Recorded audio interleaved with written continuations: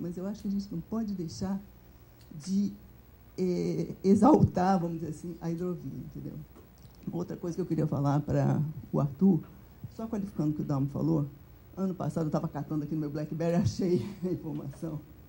O banco, a AIE, desembolsou 2,5 bi de dólar em portos e ferrovias e 800 milhões de dólares em rodovias.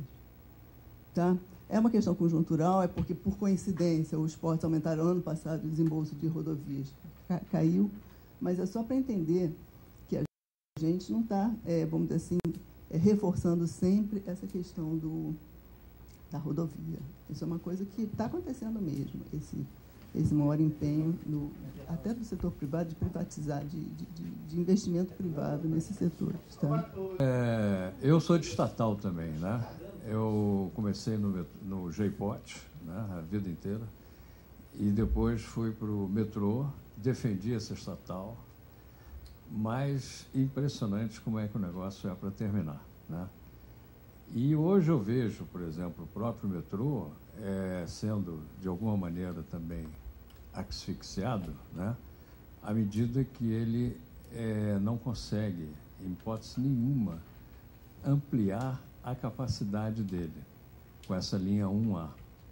Eu fui contra, mostrei por A mais B que não era importante não fazer, porque a linha 2 do metrô, por exemplo, ela vai ficar totalmente estagnada a 4 minutos, com estações feitas de com 8 carros, plataformas para 8 carros, para poder receber as grandes transversais do Rio, né? E hoje ela está com 4 minutos, 6 carros. Quando consegue 4 minutos, está em 6,5, 7. E até 2038, amigo. Tá certo? E o que está sendo fortalecido no Rio de Janeiro são os BRTs, em locais que, inclusive, são do metrô, né?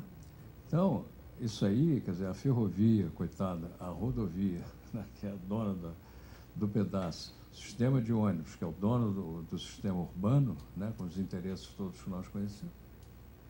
Eu batalho sozinho, já paguei caro por isso, né, mas batalho mesmo, encaro, né, que não é fácil, tá? Não é fácil, porque você quase fala sozinho, né? Esse é que é o detalhe. Mas eu tenho ido a fundo nesse processo, né? Porque você imagina, você abandonou 1,1 bilhão de reais a preço de uns 4, 5 anos atrás, quando eu fiz um trabalho para o Ministério Público, né? E esse trabalho mostra claramente esse problema. Mas eu até ainda falei, só tem uma colocação que eu vejo, algum interesse, vai ser vendido. Ele não pagou nem R$5.000, foi vendido o metrô.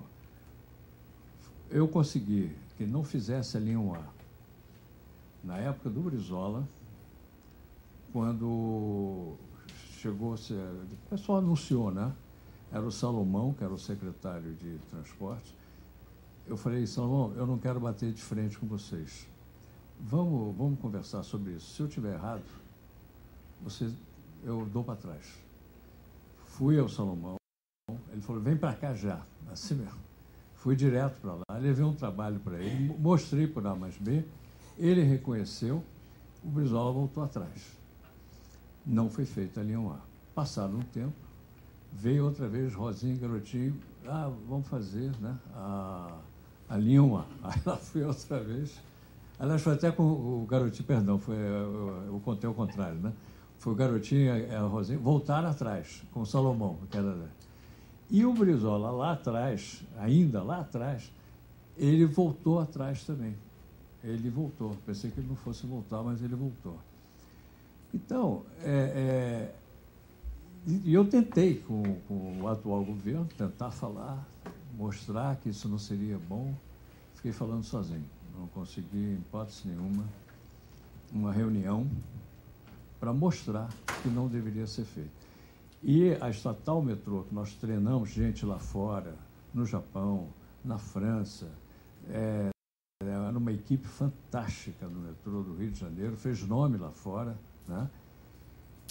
Todos foram demitidos. Todos foram demitidos.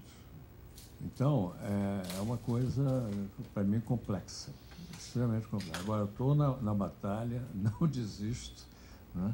Não sei quanto tempo, mas continuo pagando caro a minha colocação.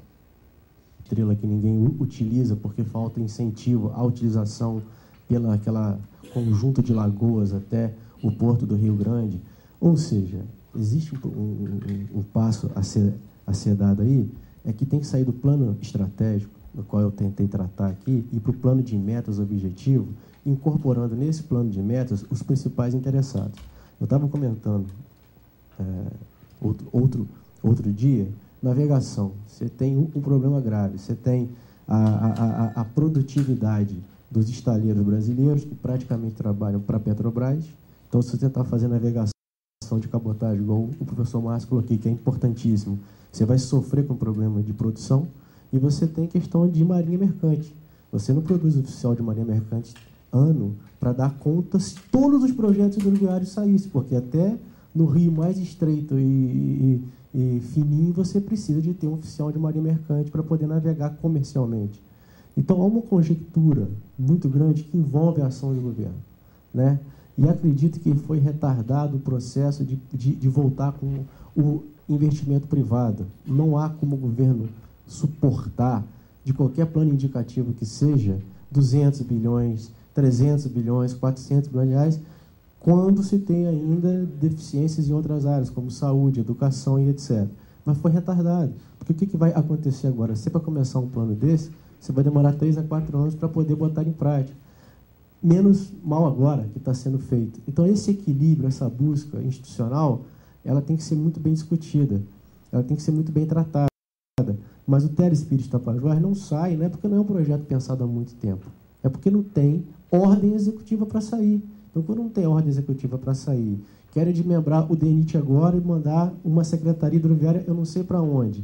Para onde vão essas agências hidroviárias que tomam conta dessas bacias? Então, esses problemas práticos, pragmáticos, é que emperram as obras.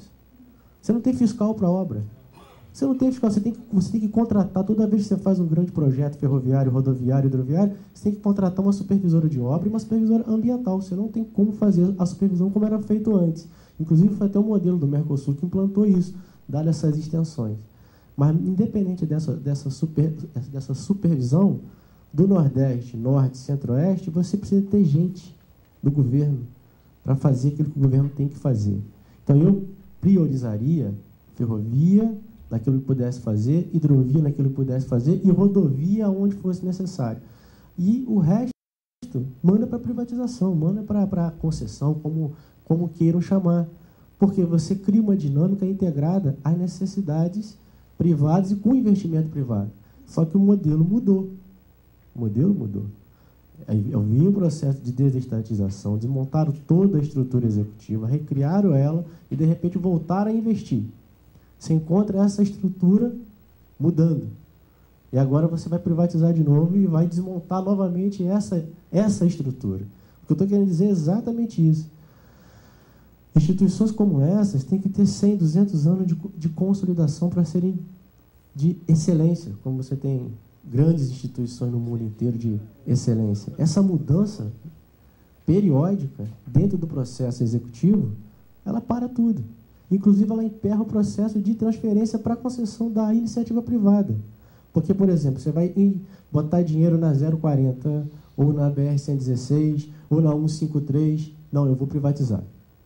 Tá bem, você vai privatizar uma rodovia, pista simples, que ainda não é classe 1, que não tem demanda acima de 5 mil veículos por dia, que você passa mais de 30% de moto. Quem vai pagar a conta? Não, vai ser uma multidade tarifária. Tudo bem. Só que a parte privada, ela quer lucro. Ela não vai entrar numa rodovia, numa ferrovia, para botar dinheiro para a sociedade. Então, quando você pensa nesse contexto, você tem que equilibrar aquilo que pode ser pago pela sociedade, passando para a iniciativa privada, que vá. Agora, não tem como fazer isso com uma rodovia no interior do país, onde não passa 3 mil veículos por dia. Mas ela vai ser financiada. ela vai aparecer no contexto e ela vai ser financiada. E não vai ter segurança. Olha só, quer ver? A OHL, que ganhou 5 dos 7 lotes, ela já entregou a concessão dela a outra espanhola. Um dos problemas graves que aconteceram, além desse preço, que eu chamaria de um preço político tarifário, eu não sou contra a modicidade, eu sou a favor dela até o limite que se consiga fazer as coisas, porque se quer investir na rodovia, duplicá-la. Grandes atrasos foram porque não se tinha desapropriação da rodovia para fazer obra, porque teve atraso em licença ambiental, porque teve diversas questões que eram demandantes do governo federal terem repassado essa rodovia. E a ferrovia vai acontecendo a mesma coisa. As rodovias concedidas hoje têm mais de não sei quantos mil pontos de passagem de níveis, tá certo? Com situações de conurbação urbana que não deixa que a velocidade média dela seja acima de 30 km por hora, que é uma vergonha. Mesmo assim, ela consegue fazer taxas produtivas cada vez maiores, pelo menos que é o que publica a NTT. E aí você começa a entrar nessas questões, isso não está num plano indicativo. É isso que eu quero dizer, isso está num plano mais baixo. Isso está num plano operacional e de metas, né? Então, se houver espaço para a gente discutir planos operacionais e de metas, acho que seria interessante em termos da proposta que vocês estão entrando aqui. Ou seja, não vamos entrar nesse nível indicativo, vamos entrar logo no problema primário aí. Eu acho que, na verdade, tanto o professor Macdonald quanto o Saúl já falaram, comentaram exaustivamente aí o que eles estão falando. Essa estatal eficiente chamada Vale já está fazendo isso, cabotagem de minério para atender a siderúrgica do Nordeste, entendeu? Porque ela já viu que é a saída. E só queria, não posso deixar de fazer essa brincadeira aqui. Se vocês verem o filme dos Simpsons do filme, né, o Schwarzenegger é o presidente e o Cargill é o presidente do EPA, que é o órgão americano de proteção ambiental, né, para você ver como é que é exatamente o que ele falou, como é que é tratado o assunto, né, e como que a gente deve se preparar para enfrentar esse problema, né? Então, não tem mais o que dizer, né? Só fazer alguns comentários aqui, reforçando também o que a Adeli falou. Quer dizer, vamos trazer um pouquinho o panorama histórico da coisa, que eu acho que a gente modificou um pouco, acho que um pouco a conclusão. Eu acho que a gente está num momento de modificação, né? Esse período histórico, eu acho que o marco do PNLT ele é um marco representativo, tá? E de uma forma ou de outra ele resgata uma desregulamentação que a gente tinha no Brasil e de uma outra e também dá valor muito aos investimentos em sistemas de alta capacidade de transporte. Então existe um plano ferroviário, quer dizer, que você pode ter um diagnóstico, uma interpretação em relação ao plano, mas eu não estou querendo entrar nesse detalhe. A questão é que existe um plano de expansão do sistema ferroviário que pode promover uma mudança estrutural da matriz modal. O que a gente está atrasado? A gente está atrasado em hidrovia. Eu acho que o diagnóstico disso é que a gente não tem um arcabouço institucional que consiga eleger o que fazer efetivamente, com que fonte de financiamento a gente vai ampliar o sistema hidroviário no Brasil. A gente tem um problema na questão do tratamento do uso múltiplo das águas, quer dizer, agora com o uso do setor energético, por corredores importantes de transporte hidroviário, você não está conseguindo fazer tempestivamente a construção das eclusas necessárias à consolidação dos corredores hidroviários, pela falta, efetivamente, de um arranjo institucional que defenda os interesses do transporte no uso das águas. Agora, por outro lado, quer dizer, novamente voltando para esse enfoque histórico, a gente está num ambiente de mudança regulatória, principalmente no setor ferroviário e portuário. Quer dizer, esse marco regulatório, de uma forma ou de outra, ele deve promover o investimento e a competição. Isso pode trazer algum benefício nessa mudança estrutural. Quer dizer, eu estou dando um enfoque muito grande sobre a questão da matriz modal, porque não é fácil um país como o Brasil fazer essa mudança em 15 anos. Ela não é fácil, é uma coisa que tem que ser perseguida. E eu acho que, se a gente tiver uma análise histórica, a gente está começando a fazer esse esforço, que é um esforço de longo prazo, que vai perpassar vários governos. Então, eu acho que é isso. Eu acho que o grande desafio do Brasil é manter essa trajetória e aperfeiçoar os seus modelos ao longo do tempo, para a gente que consiga, talvez em 20 anos, ter uma matriz equilibrada. Eu acho que esse é o desafio nosso. A gente não vai conseguir fazer isso de uma hora para outra. Tá bom? Você vai concluir? Então pode concluir. Bem, pessoal, eu queria agradecer aqui aos nossos convidados, né? O Fernando McDowell, o Márcio D'Agosto e o Saul Quadros, e também o nosso homem aqui, o nosso da logística, que é o Dalmo. Agradecer a presença de vocês. Nós estamos num processo de aprendizado, de tentar organizar esses debates. Eu acho que vocês perceberam, quer dizer, para nós, eu acho assim, estou falando em nome de cada um na sua atividade, essa visão abrangente é interessante. Então, da gente trazer para o banco a discussão mais aberta, com mais liberdade, né?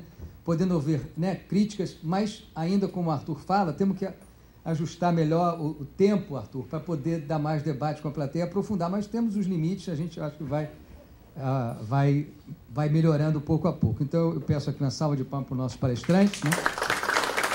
Agradeço a vocês e vou passar a palavra para o presidente da EF, que deve encerrar, então.